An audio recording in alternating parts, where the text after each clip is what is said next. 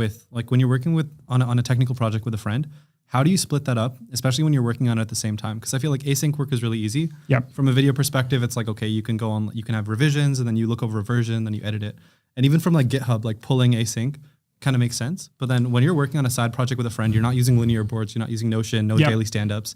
What is it like to actually work on a project? So I've been always in favor of, very often building in my room kind of alone. I'm kind of like monolithic. Like I taught myself every skill I could learn just because I wanted to. Like for example, like design in Figma, it was like me and 3 guys for Alter when you're first building this Discord bot startup. Yeah.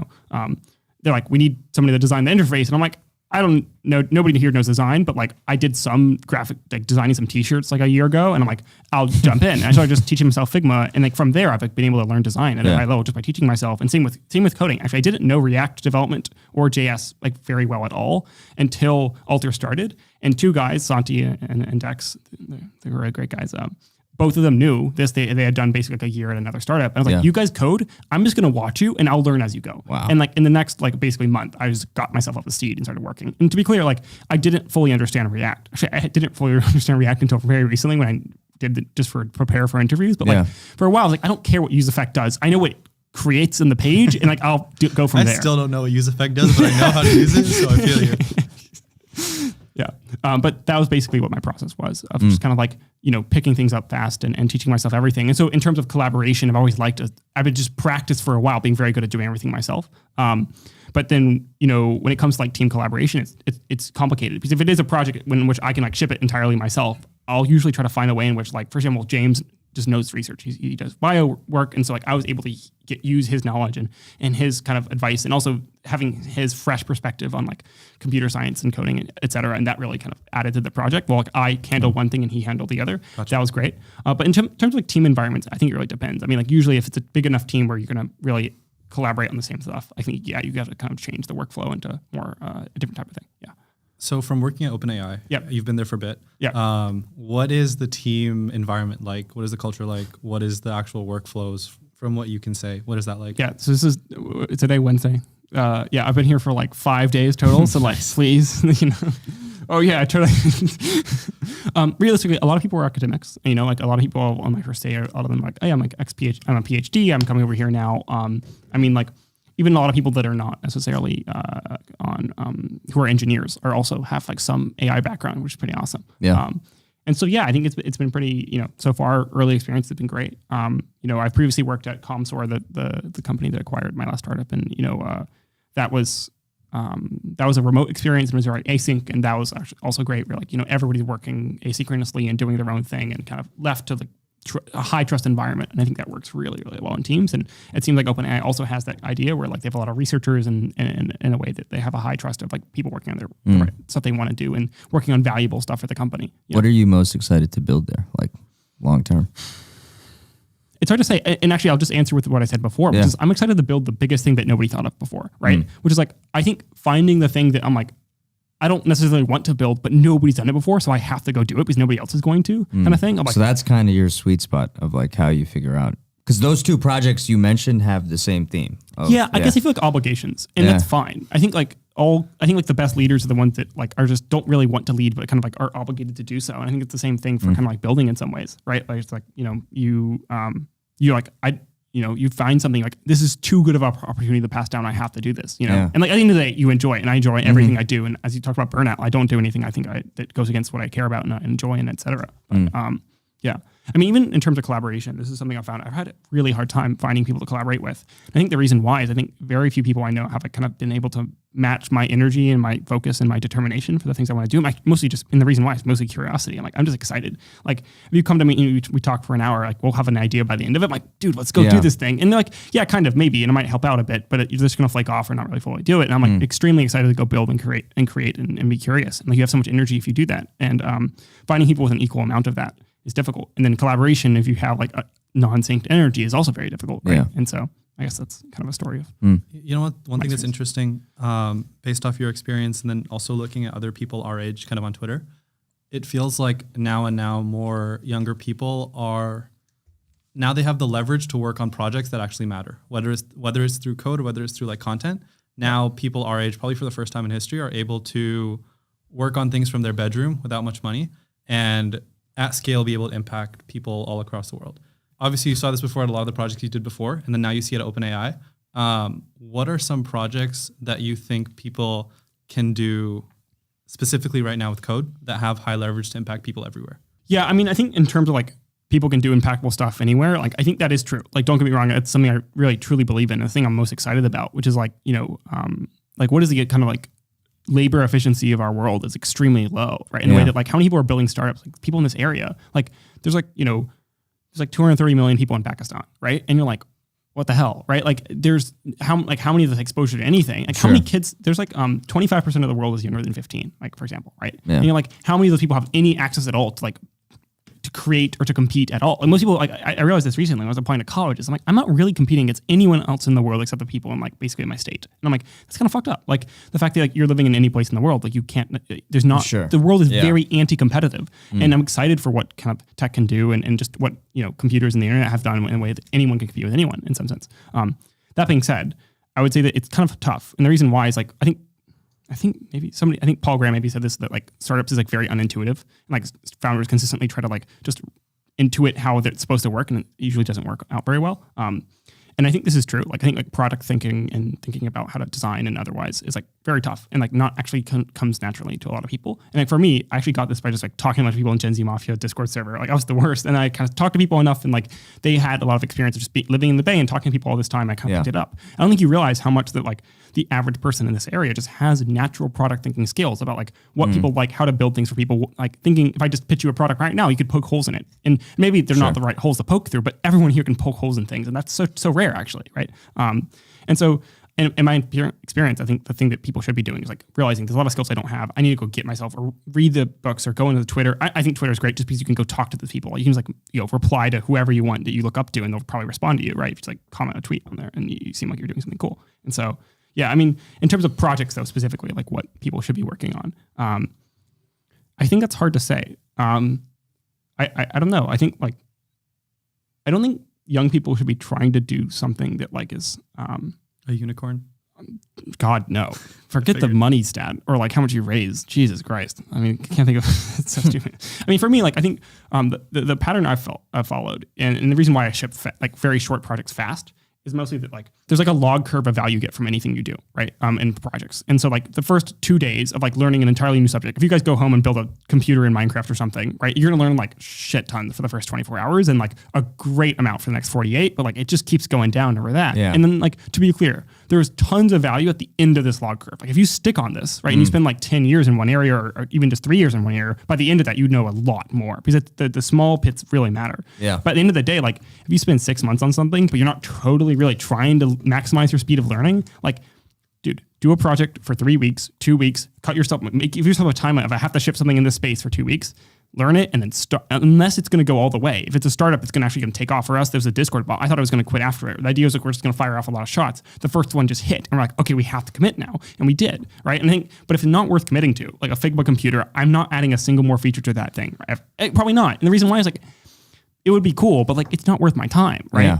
I'm young, you're young, you should be exploring and learning and doing things. If you have something that really takes off, absolutely go for it. Go chase that log curve all the way down. But if it's not going to work out, like, what are you doing? Like don't spend a bunch of time on it if it's not going to work out for you, not learning that much. And so I guess that's my kind of suggestion there, which is like learn, explore. I think Ollie Partovi has like a blog post about this, which is like explore, don't commit, that I think is amazing. I think he makes a great point. There's like constantly college students are trying to like commit to go build a startup for 4 years. I'm like, dude, what are you doing? Like this is a time in which you are supposed to explore. Don't commit to things, explore a bunch of different things. You can commit later. And like actually that's where a lot of value is. And I think that's absolutely true. But how much of that is pressure from like social media, pressure from just seeing, like you said, the success, people who look successful aren't the people it's not pressure at all. I think I mean, it kind of is. Don't get me wrong. There's a lot of pressure in the world, but I would say that like, okay, even like when I talk to people who are just starting out building, the thing they always pitch me is like vastly ambitious and like kind of cool, but like still insanely ambitious. They're like, oh, like I got this guy DMing me the other day. He's like, hey, Will, I'm trying to get started coding. He's like, I'm trying to build a blockchain. I'm like, don't start with a blockchain if you're just starting coding. Like, you're going to do something different. Build Snake. Yeah, exactly. And I think this idea though is like, if you're young and you're looking up, like, oh, I want to do something ambitious, and that's what you've seen before as like what's large. And so I guess that's one thing there. So if I want to start coding tomorrow, what project are you going to tell me to build? Something you like. You know what my first website is? What? It's not my first website. It's probably like my second or third. No, it's my second or something. It's myfirstnda.com. I think it's still up. I'm actually pretty sure it's still up. It's my first non-disclosure agreement. It's like a pink non-disclosure agreement. The idea is, my first shaving kit, that thing we will give kids. It's like my first non-disclosure agreement. So it's like a non-disclosure agreement for like kids. It's the dumbest idea I've ever thought of in my life. But I was like, this is kind of funny. I was like, you should check it. It's entirely pink. I've used it before to like make someone sign an NDA. Oh my God. What is it? It's just my first NDA.com. myfirstnda.com. It's amazing. It's one of the favorite things I've ever built, actually. It's just pink. Why is it pink? Hey, is Emily being a B word? Hey, man. Damn, Emily. Anyways, you can do Command P and you can print it out and use it. I'm not liable for anything you do on there. I realize I just said that it's legal. It's not legal. I don't know. I'm not a lawyer. How old were you when you made this? I don't know. This is the same thing, like 17, 18 or something. Well, I think that's the biggest thing I've gotten from everything he said is like no one should tell you what to build. You should. Also, why did I do that? And why did I have energy spending much of time on this? I thought it was funny. I actually thought it was funny. And like the point is, most of my projects I've done because I thought it was funny or cool or interesting or exciting. And like that's why I do stuff. And it gives you outmatched energy and excitement for things. And like honestly, if you're gonna build the first thing, try to reset your kind of focus towards like, okay, there's two key things here. I think are really helpful. One thing is a lot of people's like kind of reward kind of like function basically is like kind of based off of like the process. How much do you enjoy the process of building? Like most people start off like this. We're like, oh, I'm not enjoying the project anymore, so I quit. I'm like, no, you should rewire yourself to only care about the ship, which is like get it out there, get people to use it. If you're only focusing on your process, because like for me, I will walk through like miles of shit of like any project for the result for what can happen at the end, and I think that's one thing. And the other thing is like, just kind of do something like rewire your brain to think about something simple that's exciting. Like that's simple. It's just a React website. It's not even that well coded, but it's exciting and something I enjoy. And you can just keep going up from there. And like even just like screwing around with a website is like something that you should start at. Like just go build something dumb. Like that's actually the best advice I have. Or build a game. Games are great. We all love games. And so building a game is like fun and you learn so much coding doing a game. Yeah. So, one thing that was interesting, I feel like the people from my friends that did really well on their like side projects at Berkeley are people that wouldn't tell you what they were building until it was done. And the thought process behind that was, I don't want to get the satisfaction of you saying, oh, that's super cool before I built the thing, because that'll be enough to like derail me from actually building the thing. That's really smart. I haven't heard of that before, but that sounds right. Yeah. One thing that I've found, especially from our podcast, but also from seeing guys in the lab or from seeing people in the lab kind of build their projects, is the 2-week development cycle or like the 1-month development cycle. Yes. Just get the thing out. Don't spend too much time trying to like, don't spend a month on customer research and then a month on the design and then a month on marketing. Just actually like get the thing out and see what people think.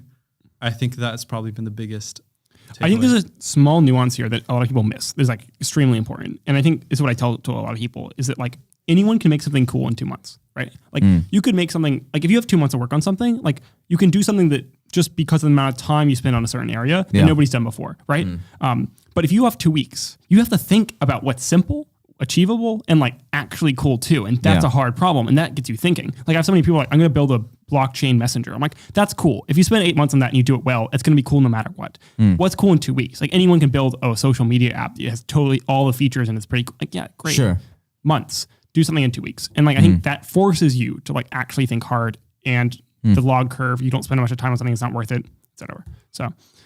So do you think people, what are your thoughts on the whole concept of take bigger swings?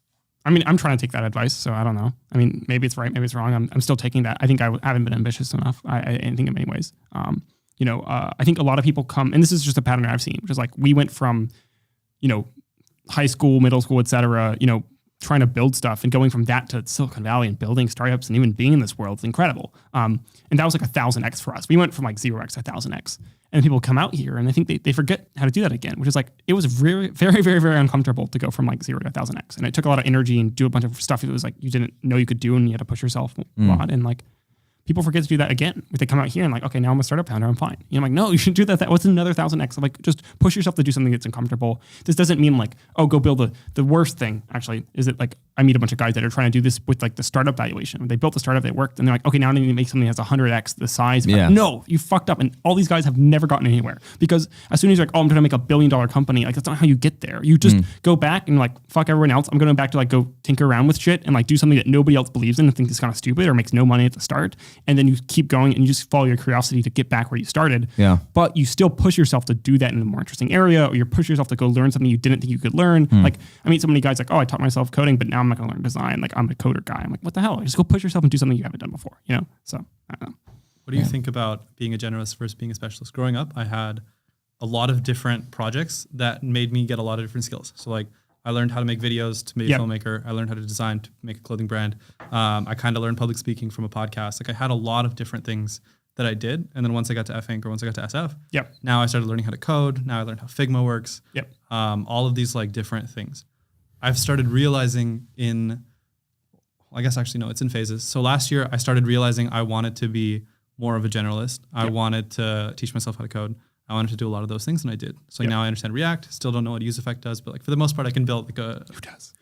I can build most of a project. But now I'm starting to think the level 2 comes from being, or like the next level comes from specializing in something better than anyone else can do. Like if you are the person that can, now that I'm surrounded by people much smarter than me, I feel like I provide the most value from understanding one thing really well. And for a while, I thought that was marketing. Like I understand marketing, I think better than most people. But then now I'm thinking like, oh shoot, maybe I should be doing that from a product perspective. Or what if now that I'm good enough at marketing, what if I start focusing on like programming? And it's not something I've been toying with in my mind for the last like few. It sounds like you want to do it. I mean, it sounds like you want to do it. So I would go for it. Yeah, 100%. I mean, to be clear, I think I don't know. I'm not very athletic. I kind of suck at board games compared to my younger brother who's like... Did you just say you're not athletic, you suck at board games? No, so I'm not very athletic. I also suck at board games. My brother's better at me at chess or whatever. Like I lost at a lot of things as a kid. What part of the athletic journey do you need to be... Oh, sorry. Does it not correlate?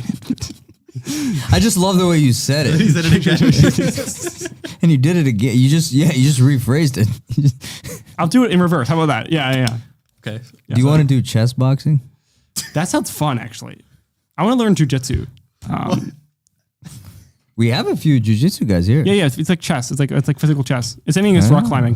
Physical chess. The reason why all the sports in the Bay are like the physical challenges disguised as, like mental challenges disguised as physical ones. It's like dudes have 2 personalities. So they go rock climbing or they start jujitsu. Because they're both like problem solving, but they look physical, right? Like rock climbing is about solving physical problems. Jiu-jitsu is not martial art problems, but it's more about kind of mind and body stuff. You could do, you're long, do this?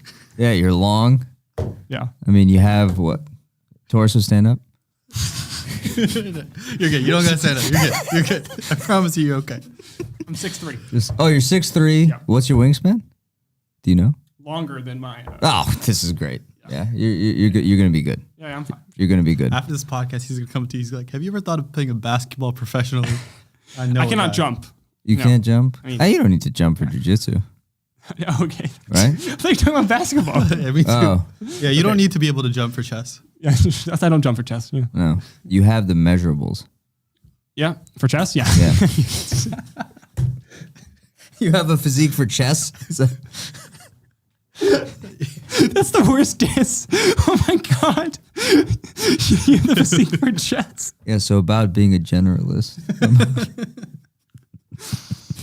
Yes, about being a generalist and get board swole. games. That's the general. Yeah. I'm like, I grew up being bad at shit, like being specialist. I wasn't necessarily good at any specific thing. And I think I was the kind of generalist guy. My younger brother was better at board games. All my friends are better at sports. I was like, I didn't have my thing. And so you're talking to someone who's like basically a generalist and who's good at being a generalist. Of course, I'm like, oh yeah, generalism is great. I do think pushing yourself to learn basically anything and everything is really important.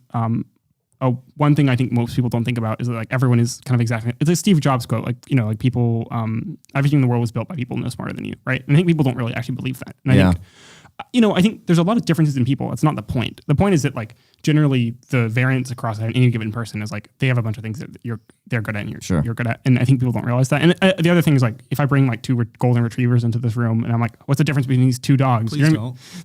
Yeah, so I think that one's smarter, and then that one's better at fetch. They're here, right? Yeah, they're here. Okay. But if you brought them, I brought them into the room and asked them like, what's the difference between 2 dogs? You're gonna be like, they're the same fucking dog, man. Like they're the same dog, right? But if you look at 2 like humans, we're like, oh, he likes rock music, I like indie music, and I wear like rings and shit. Like I don't know. And the dogs probably look at each other and like, oh, his tail's longer than mine. I don't know. Sure, like, yeah, we're so I know different. what you're saying. Like, we're good at pointing out the differences in each other, and like at the end of the day, they're quite minor, especially when it comes to skills. Like we're generalized, like a couple hundred years ago, nobody could read or write, right? Like everyone's like, oh, like only the top elite could read or write. And I'm sure we back then on our podcast in the medieval ages were like, nobody could ever read or write.